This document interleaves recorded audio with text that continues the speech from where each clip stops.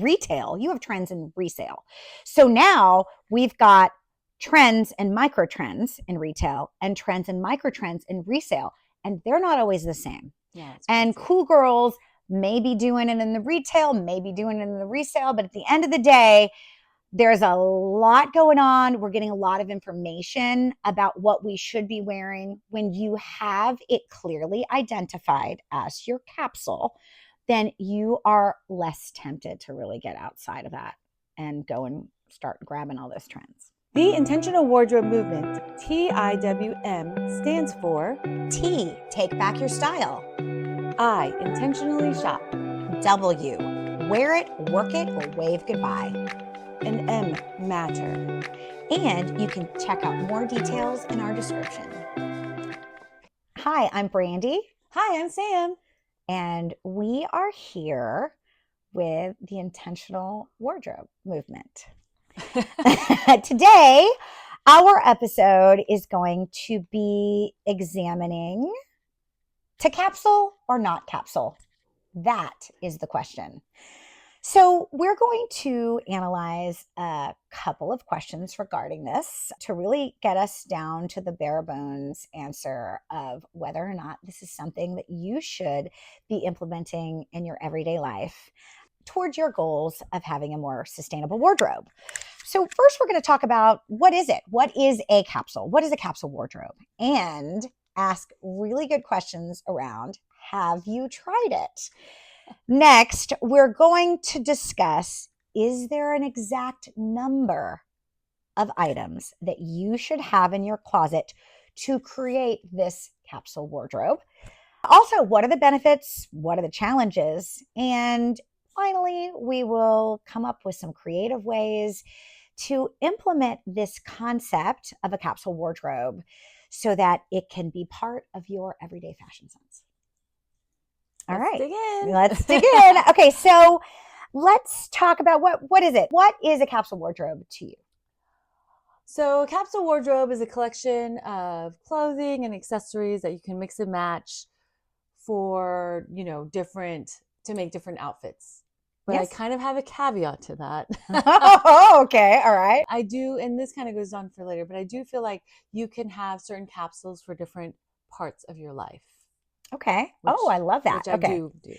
So I also wrote down the exact same thing. So to me, a capsule wardrobe is just a set of pieces that you mix and match. Except for me, I find it to be a little bit more foundational, right? So I like to think about a capsule wardrobe as just sort of those base pieces that I can always reach for, that can serve as like the beginning portion of an outfit, like your favorite pair of jeans or something of that, or the black blazer or the LBD, your little black dress. But I am going to take us through a little history ride, as I always do.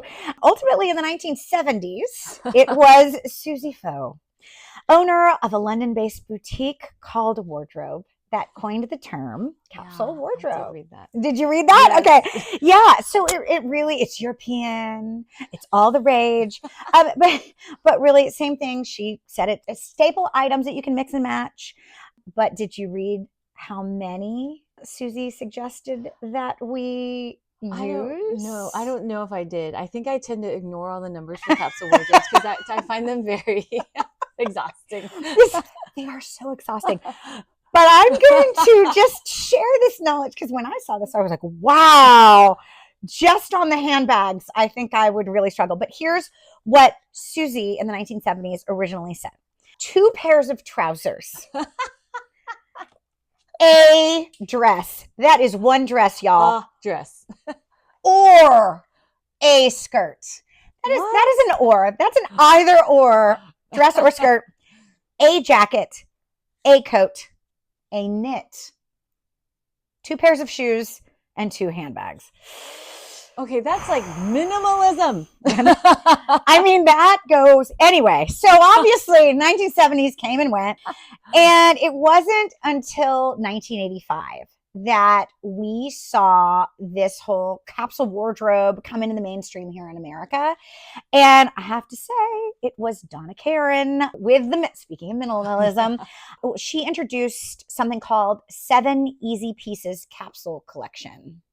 And that's really, I mean, I was around in 1985. That's how it all began, y'all, for me. But it really kicked off our thought process of how do we structure our wardrobes around mix and match pieces. Now, we all know. You mentioned Donna Karan and the yeah. mix. Do you remember units? Those are.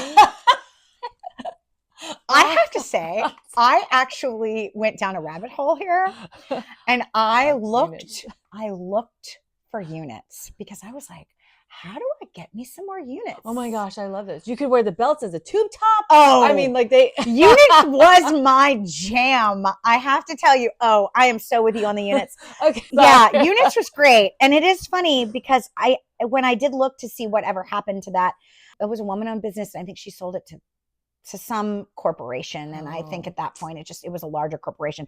Units was amazing. We're both from Houston. Yes. Was that just a Houston thing? I don't know. But if you don't know what Units is, it probably started my whole obsession with this capsule wardrobe idea. And it was like a top, but the top could be worn as a skirt and it could be worn 50 different ways. Amazing. It was amazing. But yeah, so that's sort of, and basically what they're saying is, traditionally it's like neutral colors, similar to the minimalism aesthetic. But I do certainly want to say, how have we moved from whatever the number was, from basically like seven from Susie, from 7 to the modern day version of what a capsule would, and I mean, you see it all over. It's like Project 333 and the 40 reverse hanger challenge. Yeah, there's so many, like 34, 32. Like a French woman, the Parisian girl challenge, which is like 40 pieces. And it's definitely more than, I'm going to go out on a limb and say it's more than 7. I agree. I definitely agree. I don't know realistically if I could even pare down my jean collection to 7, but I do feel like it's got to be, I think 30 to 40. I think 30 to 40 would be reasonable if you are trying to use that capsule for your whole lifestyle. Right, as a base for your for all of the things. For all of the things. For grocery shopping and tennis playing. Yes. Not out with the ladies. Well, and then, it is interesting to me because I've also noticed, and I don't know if you've seen this lately, the fashion industry has hopped on board that bandwagon and has said, gosh, this is a really brilliant idea. Why don't we start selling quote unquote capsule wardrobes? Oh, yeah. So Blue Salt has one for $700. It's sustainable. MM LaFleur has that Founders capsule. A Day has the Summer Carry-On capsule. So there are many that you could just go pick one out and then have it in your closet. But I tend to think that might not be leading us in the right direction. What do you think? So because I was going to see there's one by The Collective. I'm not sure if that's the correct name, but she was an editor and now she designs clothes. It's much more pricier. I do think that that's a nice foundational way to start a capsule, especially if you are doing it for work or something.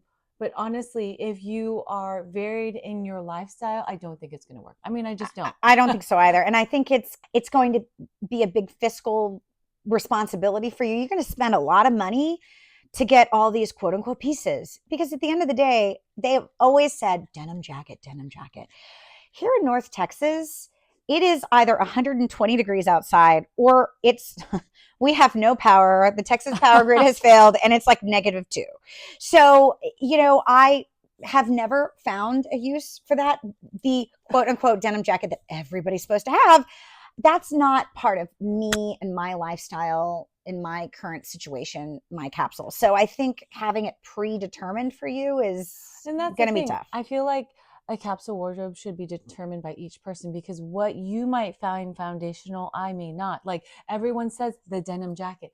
I personally do not care for denim jackets at all. Sorry about that. No, yeah. I like it's sort of like, some of these things around some of these sustainable actions. I like the concept of a denim jacket, and it seems incredibly neutral.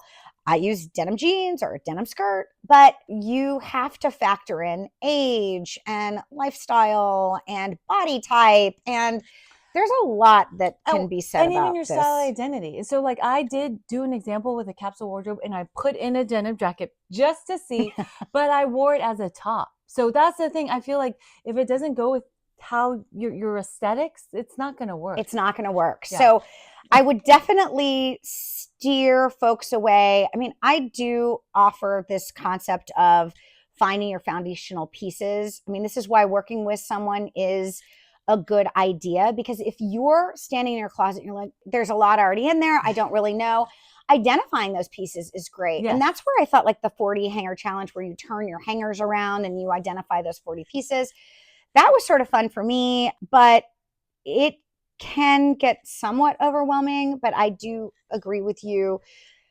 I mean, that happened to be something that is not my basis, but like a white t-shirt or a white button-down shirt that's always on. I don't wear white. I don't wear white. So that's also not something that I generally put in now a black button-down. That's where we get our capsule wardrobe. That's right. And not everybody a lot of people like color. Look, yeah. Got some color. Well, and then I have a friend who doesn't wear blue jeans. So I mean, so there's a thing.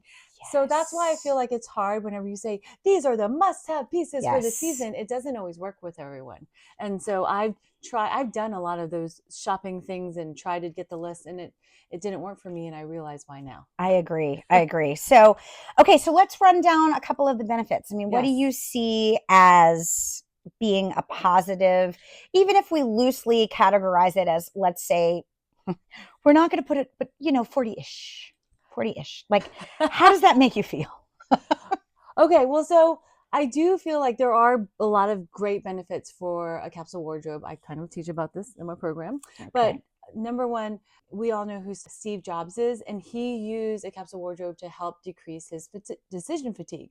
So if you have to spend less brain power thinking about what to wear, then you can use your brain power on really important things like your work or managing kids or whatever it is you're doing. And so I feel like it definitely helps with decision fatigue. And so that's one of the main things. I have a specific capsule wardrobe for bringing kids to school and like doing errands and grocery shopping. Like I have this because I don't want to think. I'm just like putting on clothes. I don't think about it. I look like acceptable. Activewear, showing off your baby in your activewear. Like, I mean, I know that's like a long time ago, but I mean, yes, my activewear is my friend when I'm doing kid drop off in the morning and kid pick up in the afternoon. But I don't I don't always do activewear. I have like matching set. Because I like matching set. I mean, it's like matching set. She's matchy. I'm a matchy girl. Anyway, so I think decision fatigue. Yep. I would definitely agree with that. I do think that it does encourage creativity, because when you're limited to those certain items, you have to start thinking creative. So otherwise you'll basically look like you're wearing the same outfit over and over. And so you can change it up with accessories, wear things different ways, layer things differently. So I feel like it does encourage like creativity. Well, I wrote down that it supports the concept that less is more, but also that outfit repeating is not, I'm looking at you, outfit repeating is not a bad thing. I do it all the time. Yeah. So it only supports your concept if you really know, hey, these are my foundation pieces. If you want to get up and go to Target and you wear your black button-down shirt and your favorite pair of mother jeans with all that stretch. No, I mean, you should not feel self-conscious when you walk out the door and you end up going to the grocery store the next day and you run into another mom, right? So just you will have less. Right. And it's also okay to repeat an outfit. And I'm just staring at you again. I'm laughing because I will repeat an outfit if I'm going to see different people the next day. Oh, yes. This is so true. It's true. So, we really have to just sort of let it go. And I think that this is another really great way. I mean, obviously, as we found out the other day, I really like having some sort of boundary to help, guide me, steer me in the right way. Mhm. I need the cattle dog that can just like run in the direction. And then I'm like, all right, I got it. And I think this is just one of those ways of doing it. And yeah, encourages you to shop your closet more creatively, which is what you're saying in terms of the outfit and decision fatigue. Yeah. It gives you already know you have some basics. Right. Like, it's just, I mean, that right there is just exciting, right? And what else was it? Oh, because I have to talk about the finances. Oh, I do have that. Do you have That's it a good one. too? Yes. Okay. All right, you go. No, basically Yeah. it's cost effective because you get more cost per For wear. wear. Yay, we love that. Yay. Yes, we do. And it really, it's so important, especially since this is a hot button topic. Mhm. We told you we would talk about some of the taboos here, and a lot of the taboo that I see when people are espousing the no, sustainable fashion is not, doable for the average person. This is a great example of how you can really rein in those costs. Yes. And you can be saying, hey, I know that I'm going to be I don't need the 42 pairs of jeans. I only need 2 pairs of trousers. Thank you, Susie, from the 1970s. No, but you really are like, you know what? This is attainable for me. Okay, so it's $900 for this pair of pants. Well, I only have 2 pairs of trousers. So instead of spending and spending and spending, you're really maximizing the value out of what you did pay Yes. on the outset. And I can talk about the reverse of that because I have spent less money on things but tried to wear them over and over and they didn't last. And so I can talk to the reverse on that. I'm like, oh, well, you know what? This is so cute. It only costs this amount of money and I wear it all the time. And literally it's falling apart at the seams, which is really disappointing because. Well, and I used to, long ago when I had not become the champion of sustainability. No, I used to believe in the back of my head, oh, if I dry clean these things, which, that's a whole other podcast, y'all. We got to talk about that one. But in my mind, I kept thinking, well, maybe that'll keep it going. Yeah. Right. And make it be more functional because you're right. If it's not something that's of high quality, it is not going to make it through 40 washes in the washing machine. So let's see here. I also, dressing as a breeze. You know what? I also think that this is something that is an important point to say. My last and final point really about the benefit of doing the capsule wardrobe is it's allowing you to see past the trends because you're forced to not be looking at those accent pieces that maybe is amazing with an awesome, because I just read bubble skirts are back. Did you see that? Yeah. No, I saw that. Actually. Yeah. So the bubble skirts and all that. But I mean, maybe it can help you be like, oh, but you know what? I already have an amazing knee length pencil skirt that I find works with every outfit and every situation. Because it's skirt or dress. Everyone knows. And guess what? So if you really love bubble skirts, I mean, I saw they are super cute on people. I made a bubble skirt by mistake because I was trying to hide a skein. So if you have a really long skirt, you could pin it up underneath and it creates a bubble skirt. And there you go. This is why she is the queen of reuse. I mean, she is so good at being creatively recycling and figuring out great ways. And that is a wonderful way to keep something going, right. Which is also, and it also goes with the trends. But I think, oftentimes, yes, we do want statement pieces. And I definitely encourage people to find statement pieces because that's really where your creativity can shine. You can you can feel different, unique. And this is why vintage is great, which we'll also have to talk about.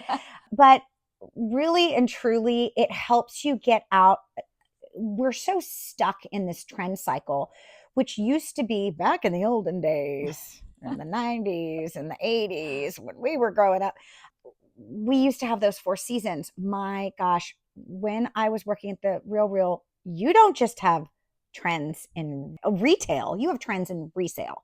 So now we've got trends and micro trends in retail and trends and micro trends in resale, and they're not always the same. Yeah, and cool girls may be doing it in the retail, maybe doing it in the resale, but at the end of the day, there's a lot going on. We're getting a lot of information about what we should be wearing. When you have it clearly identified as your capsule, then you are less tempted to really get outside of that and go and start grabbing all those trends.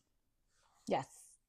I love it. I agree. All right. So tell me a little bit, what do you see as any more challenges you can see? I know we've talked about a couple of them, but you know what, we've talked challenges? about number, right? Like the number is challenging. For sure, definitely. There are some challenges. One of them is being for occasion wear. So let's say you have your capsule wardrobe for your life, but you're going to some gala or whatever. I have a wedding in August. Or you have a wedding. I mean, there is a sustainable way to conquer that. You can rent clothing. So that's a sustainable way to get that without buying a new piece. So, you know, but you have a real hole in that, in your capsule wardrobe, unless you have some little black dress that can fit all occasions, or a little red dress, or whatever dress that can fit all of the occasions. Right.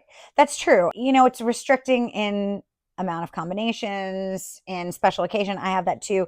One of the things that I was thinking about was, gosh, you know, I had to get up every day and wear clothing by accepted designers, you know, that we took at the Real. Then I would come home, I would change because I have to traipse through the mud for my kids, you know, sports practice, or I have to go meet my trainer and put on my spandex. And then, you know, there's just a whole lot of things that you need. And so I do find it a little hard to do that. And so, you know, it can be seen as difficulty. Well, see, so that's why I find it's like, if you have one capsule wardrobe for everything, I do find it restrictive. But if like you have a capsule wardrobe for like your sports and motherhood and athleisure wear, you have a capsule wardrobe for work, you have a capsule wardrobe for something, for these activities, I feel like that's where you could maybe have something that fits into your whole lifestyle, but still limit the amount of pieces that you have, you know, versus just hovering around not 7. Right. Slightly over 7. Yes. To be a realistic capsule wardrobe. Because I feel like otherwise it's very restrictive. Like some of the stuff I'd wear to work, I would definitely not want to bringing my kids to like gymnastics and jujitsu or whatever. Absolutely. Okay.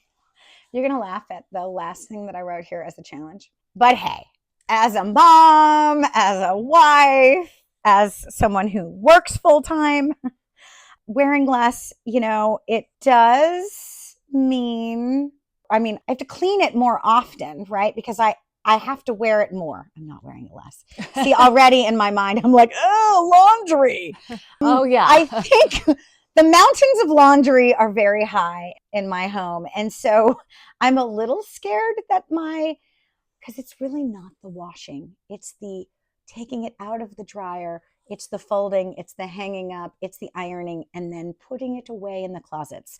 So, you know, in my mind, I'm like, oh gosh, I'm going to have to wash more, but it's okay. It is a challenge, but I'm willing to accept that as someone who cares about sustainability. But I do think that might be something that some of you folks are thinking about. I think that is a challenge. I gotta do a lot more laundry. You do. You have to do it. You have to be on cold because that's sustainable. But you have to be very, disciplined about it. I actually know a family who they have one less amount of uniforms for each day of the week. So like instead of 5 shirts and 5 bottoms, they have 4 shirts and 4 bottoms. So they have to do laundry, and if they miss, then they're going to be re-wearing dirty clothes. I tried that.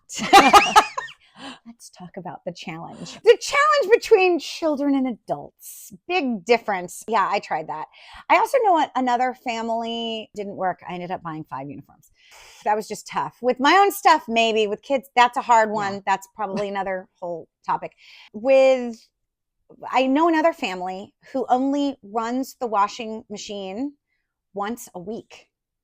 Oh. So their goal would be only buy enough for 7 days. And so it's sort of easy when your kids are in, like, if they just have a uniform and they're doing it that way. Summer is a little bit harder, but I like that idea because then it also gets you in the mindset of, okay, well, I need to know my daily capsules. Yes. I'm going to pull those aside, have them easily defined. And then at that point, because that's also sustainable too, because you don't want to unnecessarily be washing all the time either. Oh, that's where, because we talk a lot about, Sam and I talk a lot about, what does sustainability mean to you? And some folks might say, hey, we don't want to be using our water in this way, and it would be irresponsible to do it that way. So certainly it takes some decisions about how you're going to deal with that. But either way, if you have less to wear in your closet, you will have to do more laundry. True. So just find a good fit for you that will work. But so, how do you, so we've discussed, have you tried it? I have tried it. I do have a couple more actually. Sorry. More challenges. Well, See? I just wanted to discuss them because I like when we talk about things. So some challenges or another drawback, and then I have a topic just to discuss. Okay. Is for changes. So like seasonal, so let's say you live in Texas and one day it might be super cold. The next day it could be very hot or it could be raining. So seasonal changes, and then body changes. Like within a season, like let's say you have a seasonal capsule wardrobe, but your body changes within that season. So like, I feel like these are real things that happen. These are such real things. And it is interesting because when we talk about, I thought about this and I had put it at the end for actionable ways for you to put this in. But it is interesting because the way that I approached it was I revisit my capsule seasonally. And I think, the way I do this, because honestly, I would love to say that I am not fluctuating in my weight like I am, but I am. So it happens. Oftentimes what happens is if I do have it as part of my wardrobe and I can't squeeze into those jeans anymore, I will set them to the side because I will at the end of that season go back and revisit. So I've got my 3 stages in terms of my holding. It'll go in that stage 2, which is it may not be able to stay. May not make the cut. But I do address things seasonally because mid-season you do actually especially if we're talking about winter. Ooh. Well, in Texas, we don't have real true seasons, so I feel like we don't. But we do have Thanksgiving and Christmas, and then New Year's because I got to have my black-eyed peas for my good luck. So I feel like I'm eating a lot during those seasons. I blame this. What is it? The seasonal. It's the sun. Seasonal affective. It's the loss of sun that is making me eat all of those cookies. So I feel like you do have to be creative. Like you do, and I think you just have to be clear. Like, hey, this was the black pair of trousers that I was using on the daily. Oh gosh, I had to do one of those lean on the bed and hop up and downs. You can substitute it. I don't think there's anything wrong with substituting. We just had a conversation before we started shooting y'all about a pair of shoes that had broken. And I did have to substitute right away with some Zappos Veja delivery on demand because I had to get up and go to work the next day and I needed those shoes because I needed to wear a certain outfit the next day. Because we know psychologically it was going to make me feel more powerful and concentrated and do a better job. But no, I do think that you're right. It is such a great concept and it will hold you to do a lot of those things. But that's sort of how I tackle those things is I just do like a reevaluation and then I put it in that holding stage. Or in your case, you have that, you pull it out of the closet, put it in a separate location. Yeah. So some of the ones like with the weight fluctuation, because I feel like we as women, I don't know about all Wait. women, but maybe women in our age, we fluctuate a lot. And so I do, like, I have Amazon friends, basically where you can adjust where your button hits. Like, you can make your button wider, you can make it a little smaller, and little snap thingies that I purchase, because I feel like things have to be adjusted on the fly all the time. This is what we love about Sam. Because there are ways to adjust You have this to be a creative instead of lie on your bed and try to Well, pull up jeans- the jeans. Jeans are a whole different thing. These are whole, like, I haven't tried this, but I've heard, like, if you get in the bathtub, it'll, like, form, like, after you have them on, the wetness, and then it'll dry, it'll form to your body. I don't know if that's true. Let me know if you tried this. But The wetness. it is hard with jeans, but, like, if your pants are, you just can't get them quite buttoned. You know what? I have to throw this in there. Do you know what that reminds me of? Those belly bands when you get pregnant.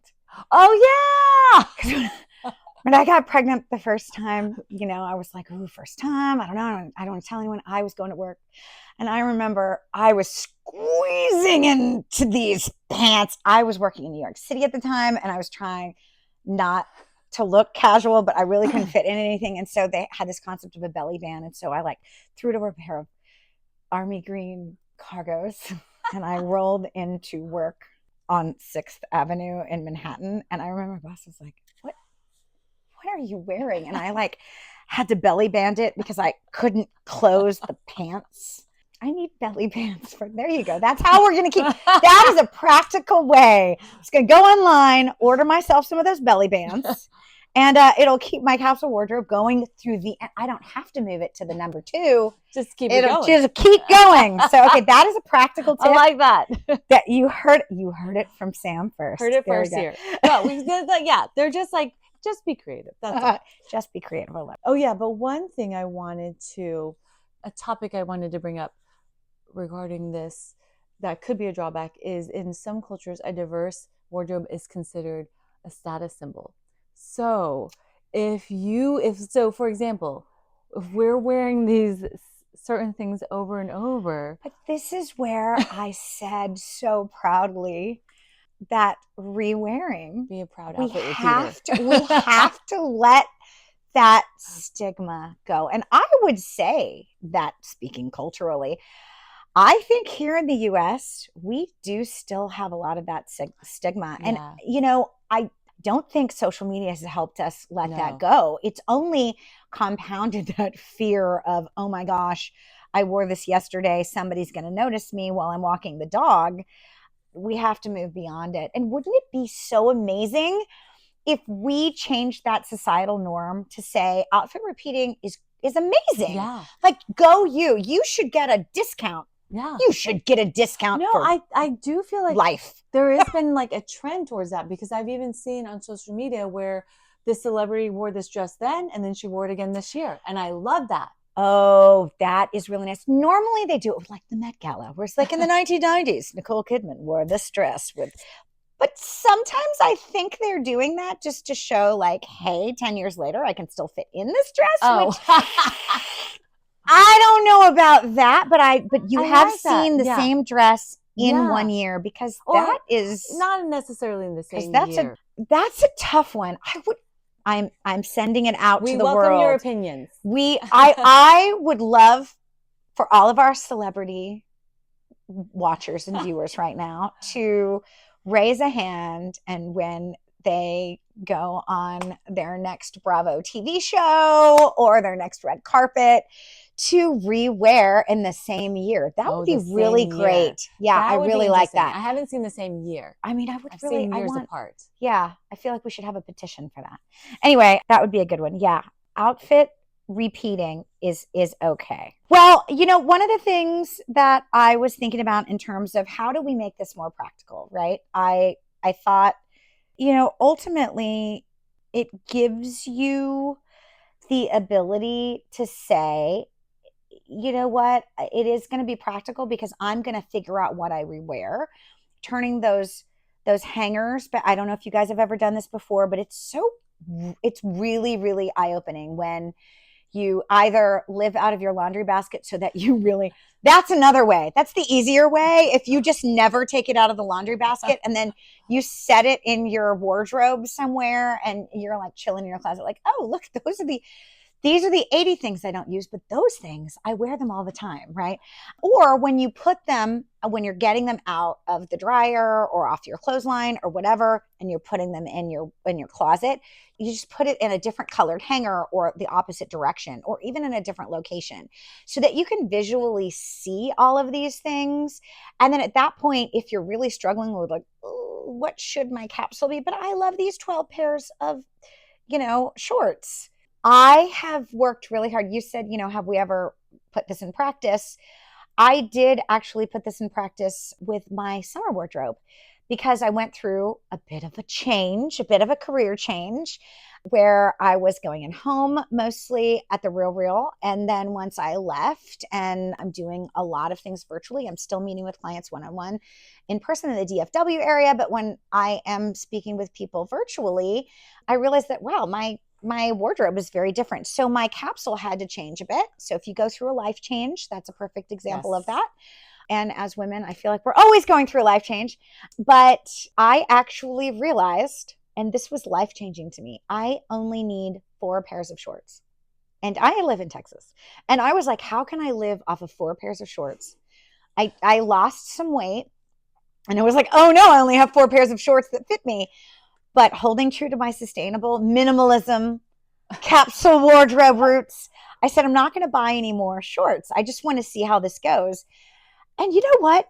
You can really live with 4 pairs of shorts. It actually works. That's so funny because I am allergic to sunblock, so I try to not wear shorts at all during the summer. So you can live with 0. You can live with 0. You shorts. can live in 112 degrees and 0 pairs of shorts.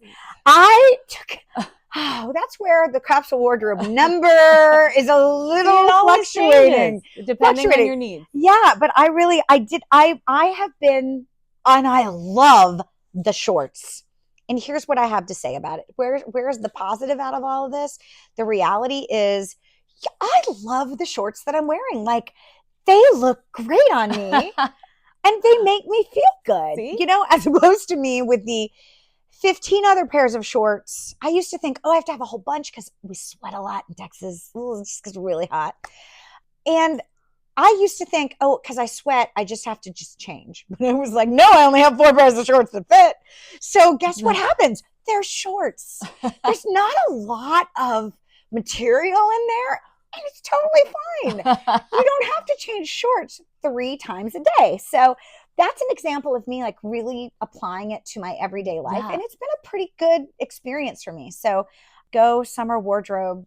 Yay, that's a fun one. Yeah. I just have mine as far as applicable or practicality, like with my basically errands for kids type of thing. I have a capsule wardrobe there. I have tried like a 10 by 10 capsule wardrobe and I came up with like closer to 40 outfits, but this would be more of a work casual type of outfit. I wouldn't probably wear those clothing for any kid activities, honestly, any of them, because I had 1 pair of jeans and I could only wear them with heels, or heeled boots or something. And so because of the length. So if I would have wanted, anyways, shorter pants. Okay. So I think it might be time for our challenge. Yes.